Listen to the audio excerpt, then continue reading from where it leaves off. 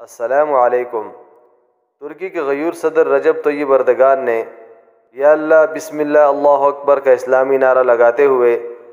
خلافت عثمانیہ کے آخری سلطان عبدالحمید رحمۃ اللہ علیہ کے نام سے موسوم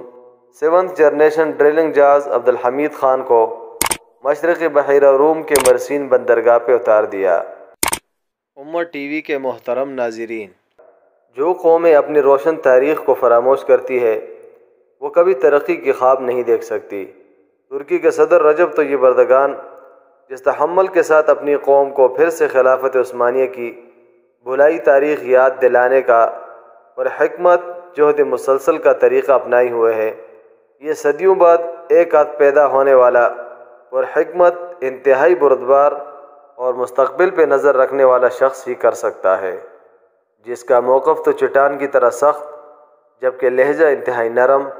اور قدم مسلسل ہیں۔ موقف اور کمٹمنٹ کا اتنا سخت ہے کہ ساری دنیا کی مخالفت کے باوجود ترکی میں اسلامی اقدار کے لیے پھر سے اسلامی مدارس و مکاتب شروع کیے۔ اسپین کی جامع مسجد قرطبہ کے بدلے مسلمانوں کے کلیجہ ٹھنڈا کرنے والی آیا صوفیہ کو پھر سے قریباً صدی کے بعد مسجد میں تبدیل کر دیا، جبکہ کمال اتاترک کے اسلام پر پابندی لگانے کے عرصہ بعد وزیر اعظم بننے والا اسلام پسند عدنان مینندرس، جس کو فوج نے سیکولرزم کے خاتمے کی کوشش پر پھانسی پہ لٹکا دیا تھا، اس مرد مجاہد کے نام پر اسی جزیرے میں میوزیم قائم کیا جس جزیرے میں اس کو فوج نے پھانسی پہ لٹکایا تھا، اور اس میوزیم کا نام بھی عدنان مینندرس رکھا۔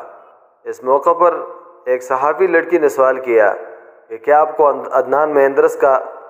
سبق یاد نہیں ہے، کہ آپ کو ڈر نہیں لگتا؟ تو طیب اردگان نے کہا کہ ہم اس رستے پہ سر پہ کفن باندھ کے نکلے ہیں، اگر اللہ کے سوا کسی سے ڈرتے تو یہ رستے اختیار نہ کرتے۔ اپنے دفتر میں خلفائے عثمانی کے تصاویر اور خاص کر سلطان عبدالحمید رحمۃ اللہ علیہ کی تصویر لگا رکھی ہے، جس سلطان عبدالحمید کو کمال اتاترک نے اس کے دشمن ملک فرانس جلاوطن کر دیا تھا۔ مطلب موقف اتنا سخت کہ وہ سارے کام کہ جس پر کمال اتاترک نے پابندی لگا کر ترک قوم کے دلوں سے نکال دیا تھا، وہ سارے کام بڑی حکمت کے ساتھ پھر سے ترک قوم کے دلوں میں زندہ کر دیا اور خلافت عثمانیہ کی پھر سے یاد تازہ کر دی۔ لیکن لہجہ اتنا نرم کہ اسلام کے سارے وہ اقدار جس کو کمال اتاترک نے ترک ملت کے دلوں سے نکال دیا تھا سب کو زندہ کیا، مگر کمال اتاترک کے خلاف زبان پہ ایک لفظ بھی نہیں لایا، کیونکہ ترک آدھے سے زیادہ ملت ابھی بھی اس کو اپنا ہیرو سمجھتی ہے۔ اس کی بھی وجہ یہی ہے کہ ترک ملت اپنی خلافت والی تاریخ کو اور اسلامی اقدار کو بھول چکی تھی۔ تو معاہدہ لوزان جو 1923 میں طے پایا تھا، جو 2023 تک ختم ہو جائے گا، جس کے بعد ترک ملت کی قسمت بدل جائے گی، اس کی مدت پورے ہونے کا بھی انتظار نہیں کیا، جس کے مطابق ترکی سے گزرنے والا پاسپورٹ سمندر کو عالمی ملکیت قرار دے دیا گیا تھا، اور ترکی کو پابند کیا تھا کہ وہ اس سے کسی قسم کا نفع نہیں اٹھا سکتا، نہ بحری جہازوں کے گزرنے کے ٹیکس کی صورت میں اور نہ قدرتی وسائل کی تلاش کی صورت میں۔ تو اب ترکی غیور صدر رجب طیب اردگان کی نگرانی میں ترقی کی راہ پہ گامزن ہے۔ رجب طیب اردگان نے کہا ہے کہ بحیرہ روم میں قدرتی وسائل کی تلاش کا کام ہمارے سرحدوں کے اندر ہی ہو رہا ہے، جس کے لیے ہمیں کسی سے بھی اجازت کی ضرورت نہیں۔ تقریب کے خطاب میں صدر اردگان نے کہا کہ سلطان عبدالحمید خان ڈرلنگ جہاز توانائی کے شعبے میں ترکی کے نئی ویژن کی علامت ہے۔ مزید کہا کہ اب ہم 4 ڈرلنگ جہازوں اور 2 زلزلہ تحقیقی جہازوں کے ساتھ بحیرہ روم میں کام کر رہے ہیں، اور بحیرہ اسود کی قدرتی گیس کو اگلے سال قوم کے استعمال کے لیے پیش کرنے کا ارادہ رکھتے ہیں۔ مزید کہا کہ ہم نے بحیرہ اسود کے گیس کے پہلے مرحلے کے لیے درکار 10 کنویں میں کام مکمل کر لیا ہے، اور یہ 2023 میں اپنی قوم کی خدمت میں پیش کرنے کا ارادہ رکھتے ہیں۔ Abdülhamit Han gemimiz en son teknolojiyle teçhiz edilmiş 7. nesil diye ifade edilen bir sondaj gemisidir. Diğer 3 sondaj واضح رہے کہ ترکی کے قدرتی وسائل کا منصوبہ جب 2023 میں مکمل ہوگا تو ترکی قدرتی گیس میں خود مختار ہو جائے گا۔ اس سے پہلے ترکی اپنی گیس کے 40% روس سے درآمد کرتا تھا۔ اب نئی گیس کے منصوبہ کو مکمل ہونے کے بعد ترکی اس پوزیشن میں ہوگا کہ وہ روس کو خدا حافظ کہہ سکے گا۔ صدر رجب طیب اردگان صرف ترکی کے لیے ہی نہیں بلکہ پوری امت مسلمہ کے لیے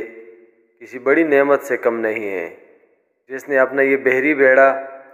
یونان کو اور پوری دنیا کفر کو چیلنج کرتے ہوئے اپنی پوری تکنیکی ساز و سامان کے ساتھ بحیرہ روم میں اتار دیا، جس کے ابتدائی تقریب میں ترکی کے سیکولرزم کو مارتے ہوئے یا اللہ بسم اللہ اللہ اکبر کے نعرے کے ساتھ شروع کی،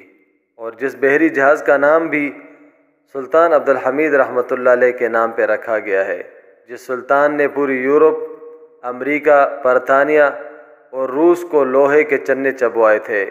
آخرکار پھر پوری دنیا کا کفر اکٹھا ہو کے انہوں نے خلافت کو مقروض کیا، اور پھر یہودیوں کو سلطان عبدالحمید خان رحمۃ اللہ علیہ کے پاس بھیجا کہ وہ سلطان عبدالحمید سے فلسطین کے اندر زمین فروخت کرنے پہ مجبور کرے، اور یہودیوں نے سلطان عبدالحمید کو کہا کہ ہم پوری خلافت کا قرضہ چکا دیں گے اگر آپ فلسطین میں ہمیں زمین خریدنے دیں۔ سلطان عبدالحمید رحمۃ اللہ علیہ کے وہ مشہور قول جس کو آج بھی عرب دنیا یاد کرتی ہے، تو وہ کہنے لگے کہ فلسطین میری زمین نہیں بلکہ یہ پوری امت کی میرے پاس امانت ہے، میں اپنے جسم سے بازو تو کٹوا سکتا ہوں لیکن فلسطین کی پاک اور مقدس زمین جس کو عمر فاروق رضی اللہ تعالیٰ عنہ اور پھر سلطان صلاح الدین ایوبی رحمۃ اللہ علیہ نے فتح کر کے ہمیں امانت کے طور پہ دی، اس پہ یہودیوں کا قدم کبھی برداشت نہیں کر سکتا۔ اللہ تعالیٰ سلطان عبدالحمید رحمۃ اللہ علیہ کے وارث رجب طیب اردگان کو اس منصوبے میں کامیاب فرمائے تاکہ وہ مضبوط ہو، معاشی طور پہ ترکی اپنے قدموں پہ کھڑا رہے اور اسی طرح یہ امت کے لیے اپنی توانا آواز بلند کرتے رہے۔